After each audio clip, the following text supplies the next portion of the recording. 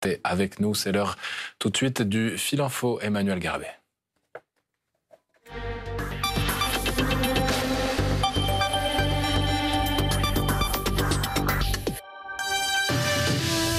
La SNCF et la RATP en service réduit à partir de lundi. 80% des trains en circulation selon la compagnie ferroviaire. Elle anticipe moins de voyageurs, moins de personnel aussi. Sur France Info, le syndicat Sudrail exige de la direction des mesures de protection contre le coronavirus pour usagers et salariés.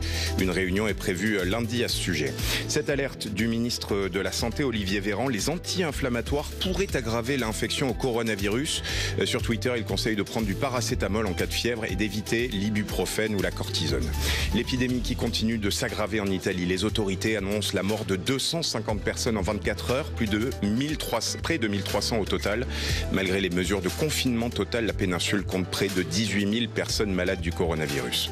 Dans le même temps, plusieurs pays européens durcissent les mesures de confinement. L'Autriche, la Bulgarie et la Grèce ferment leurs commerces non essentiels. La Suisse ferme ses écoles. Les médias britanniques affirment que Boris Johnson s'apprête à interdire les rassemblements de masse au Royaume-Uni. En 9 ans, la guerre en Syrie a tué 384 000 personnes. Près d'un tiers sont des civils.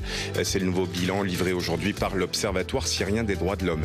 Et puis la dernière course de Martin Fourcade. Il dispute aujourd'hui la fin de la saison de biathlon. Il a fait savoir hier soir qu'il mettait un terme à sa carrière. France Info. Et tout est plus clair.